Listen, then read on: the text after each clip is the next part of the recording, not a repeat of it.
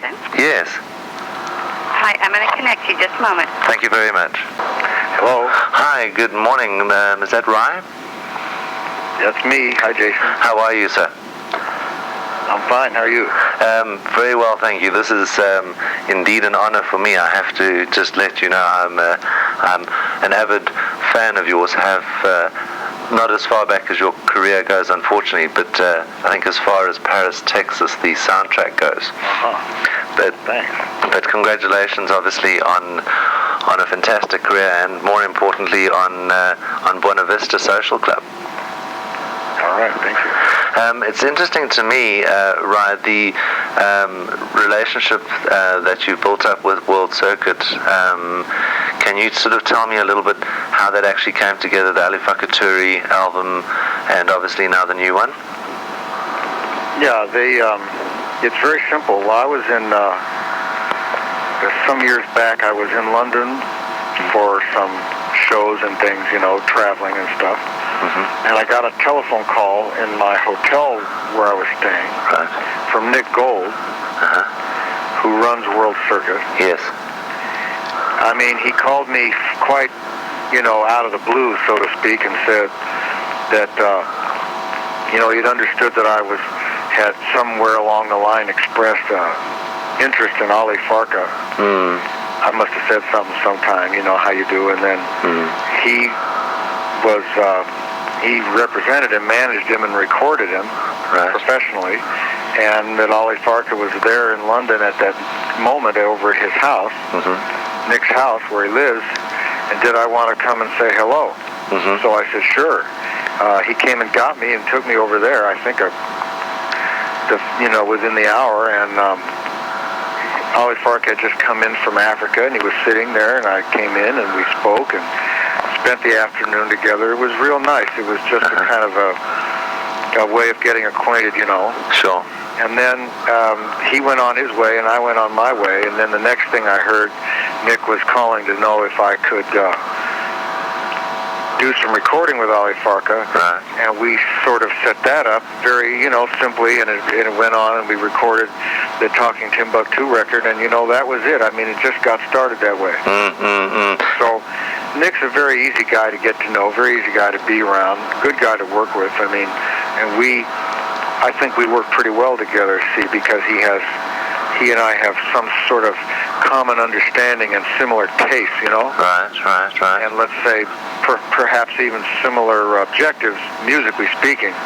Fortunately, because then it's possible to go on and think of other things to do or do some other projects, like this Cuban project, which really was quite a piece of work and, and a bit of an undertaking, so it's so far it's been a nice relationship. Sure.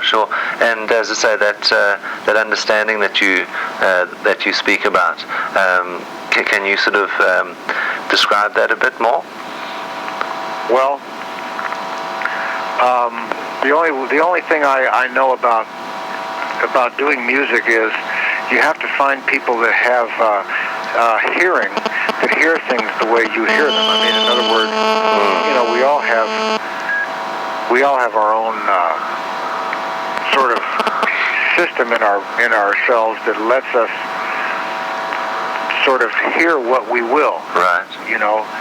It's an emotional thing. It's not quite like the visual world or the intellectual world and all these things, which can be kind of well, it's all similar, really, though, but it's a little more precise. I mean, a tree is a tree, an equation, a numerical, conceptual thing, but the music, because, it comes to you non-verbally, and it's more of an impression that you're always having. So what happens is people have their own encoding system, and they see and hear music a certain way, and not everybody responds to the same thing. Sure. So, and it's very subjective. But in order to find, in order to get anything done, so often music is collaborative too. I mean, you very rarely do anything alone, and so you have other people, and hopefully you find people and you get to know people who have this same impression that you're having. Sure. Because in the case of Nick, for instance, over and over again, I've been impressed with how he and I agreed on simply, for instance, what's a good song, what's a mediocre song, when a take is good, when it's not good, who's doing the best vocal, who's doing the best solo, is the sound in the studio good, do we like the effect on the playback, and all these kinds of things. When you're looking at making records, and you're directing your energy and so forth to doing that. Sure. It's very crucial because, I mean, I've been doing this long enough to know what I think the music should sound like based on experience and my own background. Absolutely. And Nick Gold, same kind of a thing, I guess, in his case, and we seem to agree on these matters, and it's very important because if we didn't, we couldn't do this kind of a thing. And the Cuban, very good example, the Cuban project of very excellent collaborating on everybody's part. The idea of who was invited, of what kind of a record that should be made, what kind of sound we were looking for. You go to Cuba, and you could, in 48 hours or so, you could run the gamut of music from Compay Segundo right to the Tropicana nightclub, all of which is good. There's so many musicians, there's so many different styles down there and approaches. It's such a mixed bag that, Sure. you could just go completely off track if you didn't have a pretty good idea what you thought it should be like and where you wanted to operate. Sure. So me and Nick seem to understand one another there and have similar tastes because this record was made from nothing. I mean, it wasn't a group that already existed. It wasn't like Ali Farka, who had written a bunch of songs, right? Right. That you're trying to record. You had to sort of cast the net out, so to speak. Sure. And pull in whoever you could and then look into the repertoire, which is vast. I mean, really, for such a tiny country, there's a tremendous repertoire down there. Was that sort of a challenge? Pardon me? Was that sort of a challenge for you in the sense of not having, the band concept and having to rope all these people and basically create with what you had? Well, of course, it's very challenging because you have the problem of we're outsiders, basically, so we come in, and in a very short period of time, we didn't have very long to do this. I mean, you might have wanted to have taken 6 months to do this, I don't know, or at least a month. I mean, we didn't have but a couple of weeks, so we had to work fast, which is to say we had to get to it. I mean, you have to wade through it very quickly. It's like you have to just jump into the ocean, and start swimming. Sure. Get to know these people, get friendly, get everybody acquainted with each other. And of course, in Cuba, the music is so intrinsic that everybody has, they're already fluid. You don't have to bring, it's sort of there for you, it's an easy realm to work in. It's not a difficult thing to do.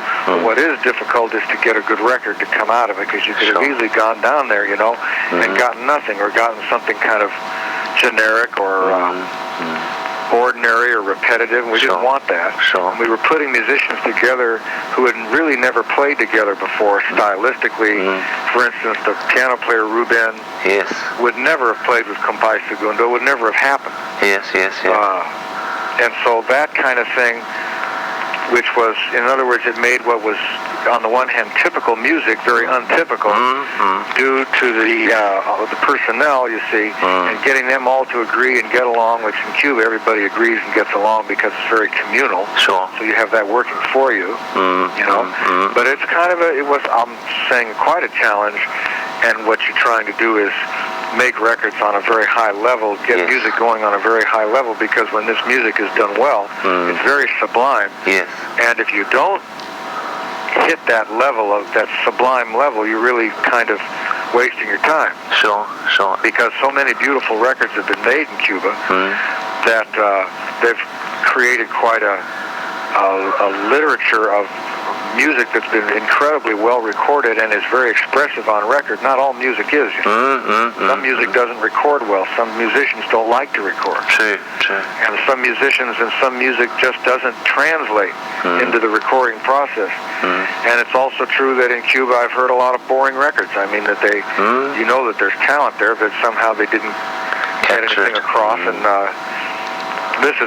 this music is somewhat antique, so it's a little bit problematic, whether or not in the 90s you're going to be able to really get any kind of juice across on tape, and so it's kind of a gamble, I guess. Sure. But we did well. I mean, I think this is what this record has going for it. It's the hardest and most elusive thing is atmosphere. The mood and the atmosphere are very real. Yes, very much.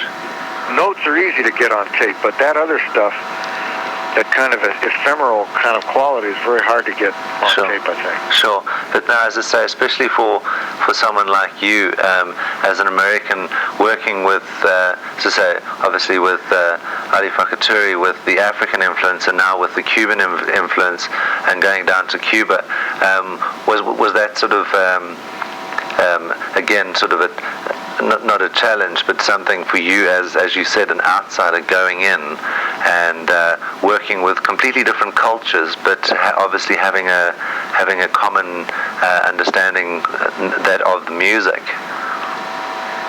Well, I have a pretty good idea of what I think music should sound like. I mean, I'm not saying I'm so smart, but I've done this a lot, and I've done this over a lot of years, so I know that there are certain things that music, in order to be effective and touching, it needs a certain kind of a thing. It needs a certain kind of a presentation, and it doesn't matter so much, I don't think, if the music's coming from Africa or Cuba or Vietnam or something. You tend to be dealing with human beings in this kind of abstract way. Human beings as conduits. Do you know what I mean? Absolutely. As being expressive conduits for some kind of energy and some kind of inner life that they have. Sure. And all this music, when it has this inner quality,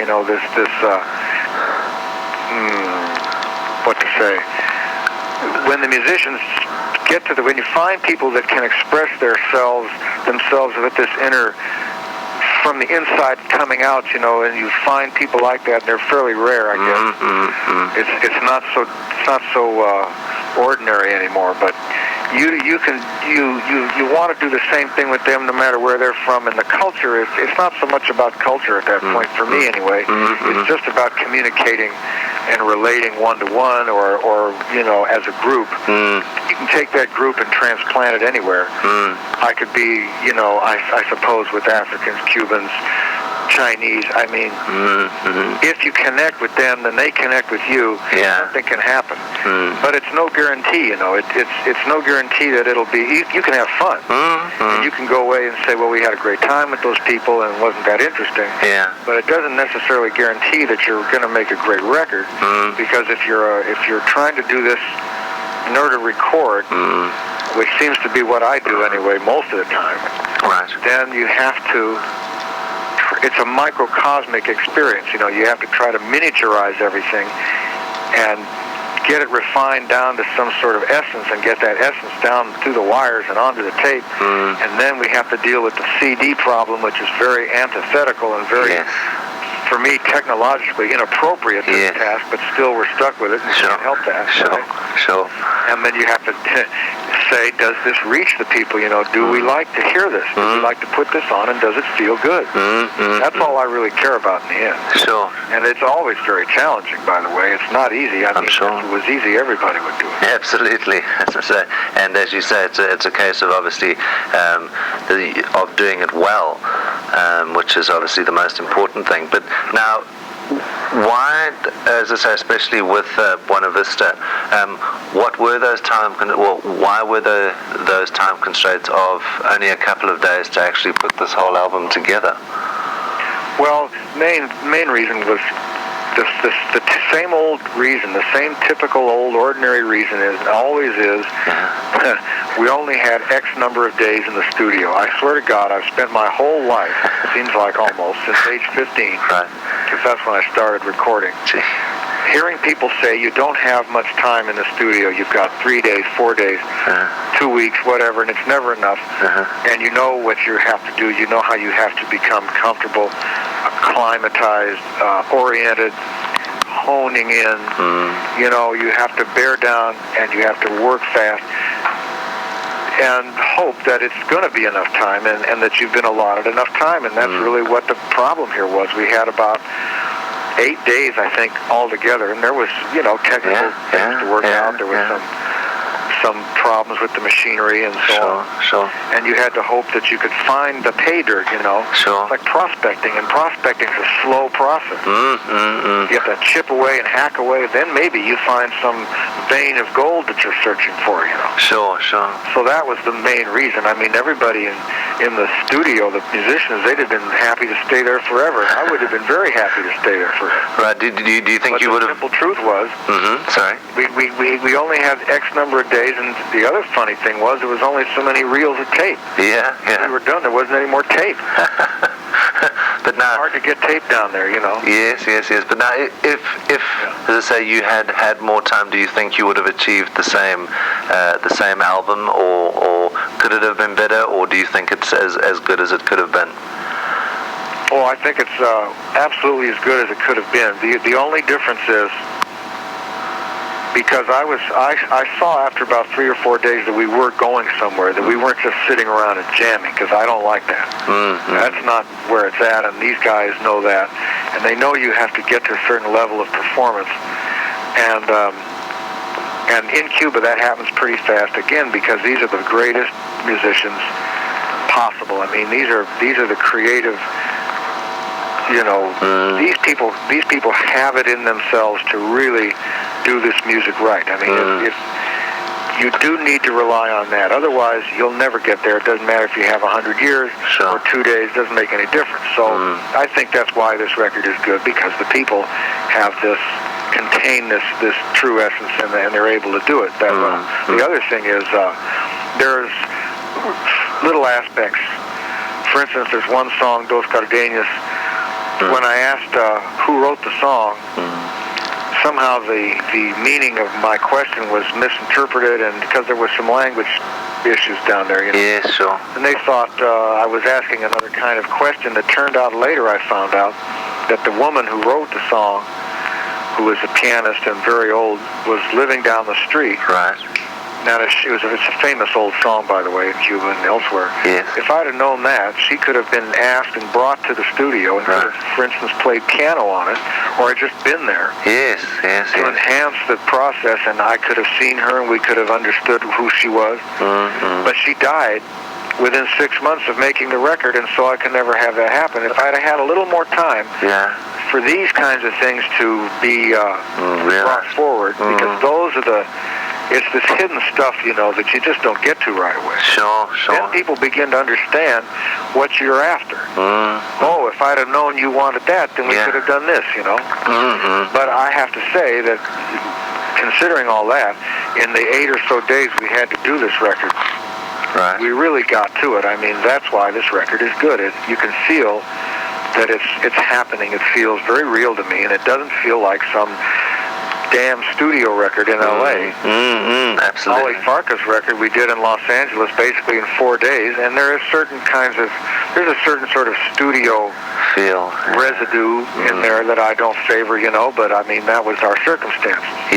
So you can't always complain, you know. You can't say, well, we should have done something different. Although I would never record him in L.A. again. I'd go to Africa. In fact, Nick Gold's in Africa recording Ollie Farka right now. That's where he should be. You got to go to the source. I mean, we all know that.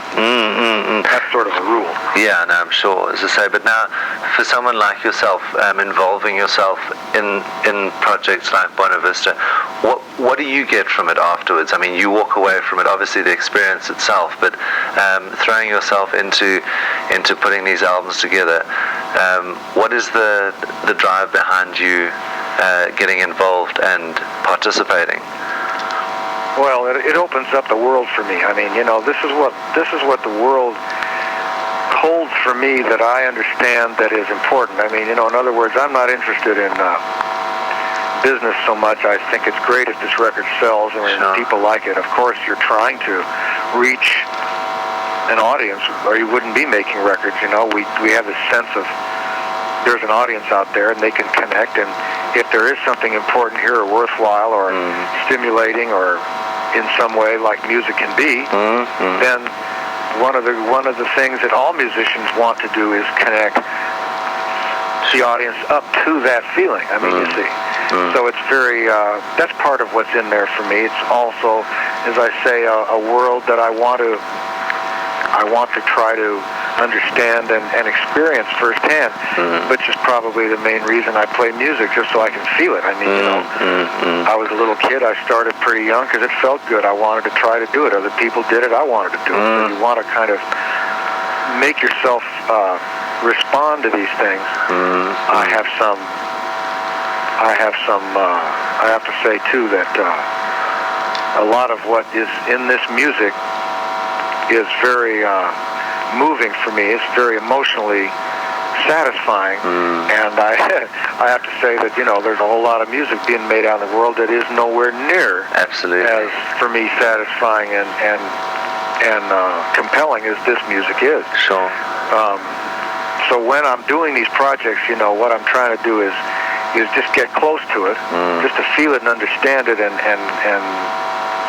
there's a lot of knowledge, a lot of wisdom in there you'd like to understand. You'd like to try to, absorb some if you can. Sure. And then at the same time, I think when we're done, as after the fact, and the thing turns into product and a CD or whatever it's going to turn into, then you look and you say, well, will the world embrace this? Is this something people are going to like? And if so, then there's other opportunities that are created. We all want to see what else we can do, such as push it down the road a little. Maybe we can do some performing. Maybe we can turn it into a documentary film. I mean, it certainly would be good. I mean, I think with something like this, you have these ideas and you want to try to pursue them because that's sort of the way you keep interested. Sure. But now with the likes of, say, Buena Vista, to me,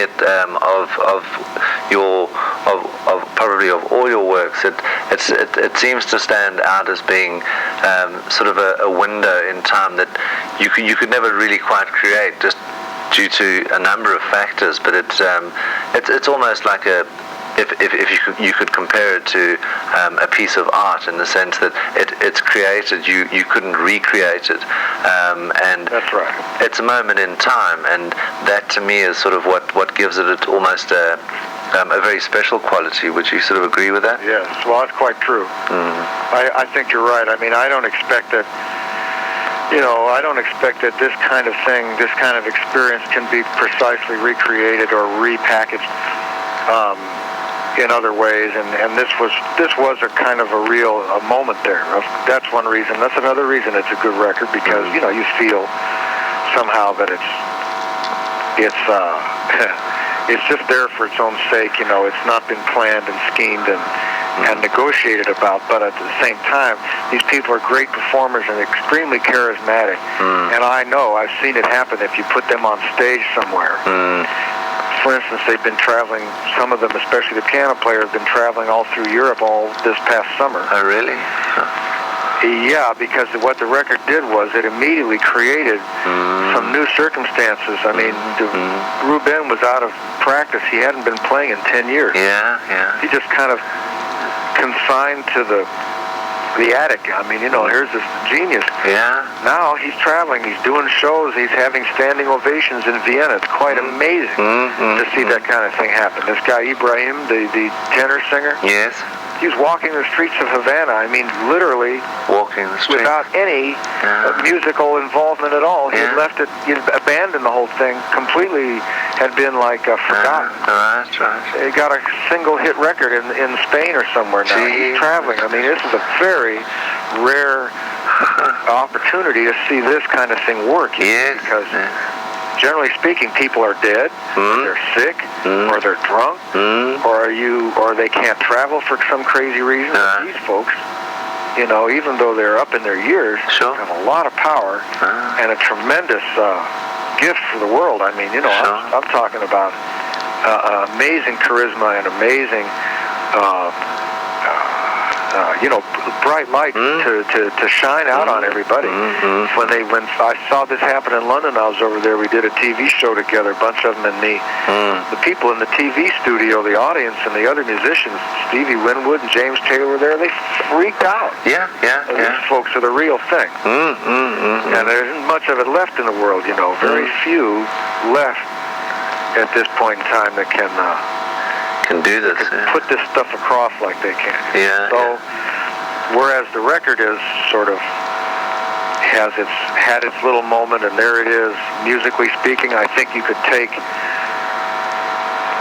like present this to the world in an interesting way, and it needs to be seen in person. That's another thing. These folks, if you see them in person, you watch how they operate and how they move around. It is very gripping. It's very fascinating. So that's a nice thing if that can happen, I think. Yes.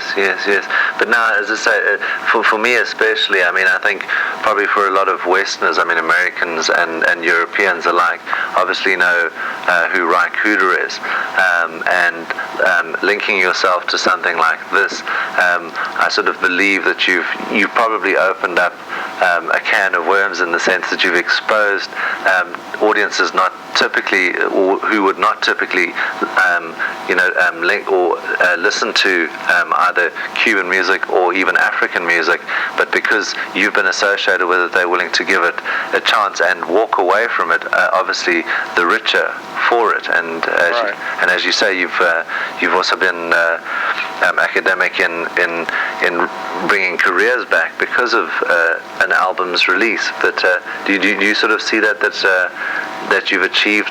Was that perhaps also part of it, that you would expose this kind of music to a wider audience? Well, I figure that if I think this is great music, and I feel that it's very, you know, it has all these wonderful qualities and stuff, then I have to assume that there will be other people who will have the same wonderful kind of discovery of it all, you know, and I think that's a very great thing. That's how I learn music. I mean, I learned music from records and people who gave me records or told me to listen to things when I was a kid, you know, and coming up, that's how it all got put across to me. And so I figure this is what we do with records. Records are like postcards, you know. You send them around and say, take a look at this picture. And if you like Buena Vista Social Club, I went on the radio. There's one of these public radio stations out here, and they asked me to come down and play some records, so I went down. And I brought some older Cuban records, stuff that I thought was great. And as soon as you put them on and the DJ played them, well, the phones lit up. And all the people calling in like mad, wanting to know where they could get those records, because they'd already heard Buena Vista Social Club already. Yes. So that meant that the next thing is, take a listen to some of the original things, which are truly incredible, really fantastic. And the people just called up and wouldn't stop calling. And hey, if I'd have had a trunk of these things in my car, I could have sold them. It was really great to see people now at this point having had their ears opened up, and people have been listening to a lot of stuff, you know, are curious about a lot of things and are really eager for this. I think it's a very good, somehow it's great for the world, you know, and it's also great to embrace a country like Cuba that's been maligned and misunderstood and horribly treated and just ruined, you know, and by this brainwashing, you know, of you're taught to fear them, hate them. I mean, you know, what a terrible thing. But if you listen to this music, you'll discover something else. I mean, there's a world you never knew down there. Exactly. And the same is true for Africa, the music of the Orient and all kinds of places. I just made a record with this guy from Vietnam. Who was a phenomenal guy. If people could hear this and understand who this person is, you know, what an experience. So I feel that what happened for me, and still does happen for me, can happen, and it does happen with everybody. And that's the beautiful thing about music, because you just don't have to know anything, and you don't have to think about anything, and it does transform you in some way. And that's when it's That's what the power of music is. Absolutely. Really all about the harmonic, power of it. And obviously, I mean, as I say, it goes in on a level of there is no political, there is no social. It's purely musical, and as I say, it breaks down those barriers straight away. Well, anyway, that's what we hope for. Yes. I mean, I think it can work. I think it's one of the good things you can do. What am I going to do otherwise? It's all I know how to do besides, I guess that's why I do it, because that's what I know how to do. Sure. I've learned to do after all this time. Sure. I don't really know how to do anything else but do this. Well, I mean, I wouldn't stop if I was you, because you seem to be doing some fantastic things. I think, as I say, for different, just from the point of exposing different styles of music, but obviously your relationship with World Circuit is an ongoing one. Right. So we can expect to see, as you say, you now just finished working with someone in Vietnam, but what is the sort of next thing for you that you would like to sort of tackle?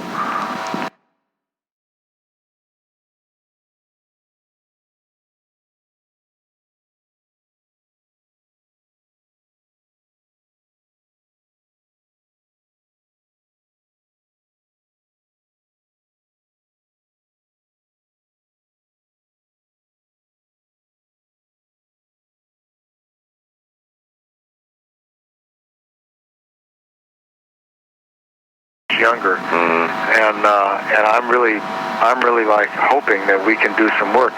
And as I say, they're all into it. They're ready. That's all they do anyway. Yes. They have no other agenda, and they're in good health. And as long as they are, it seems to me to be the best thing I can do is do some more work. Once these guys are gone, that's it. Exactly. Basically, this generation takes that with them. That's the end of that. And you won't see this kind of music again. You won't see these kind of people again. They'll never be replaced. So I suppose at my age, I'm 50. So I mean, it's what I understood as a kid coming up. This was the kind of people I was around. They were from other places, and so forth. But this was what they had to offer, and this is what got me going. And that's another reason I'm doing this now. I think that's about the best thing I can think of to be doing. Fantastic. Ry, thank you very, very much for your time. I appreciate it. It's been an honor to actually speak to you, but congratulations not only on Buena Vista, but to say on a phenomenal career, just from, I think that's the opinion of a lot of people, but perhaps we could get you to a point that you could come down to the likes of South Africa and actually share some of that. You never know. Yeah. The Cubans would be very well liked down there, I'm sure. Absolutely. Yeah. All right. But thank you once again for your time, so I appreciate that. Thank you. Thank you then. Bye-bye. Bye-bye.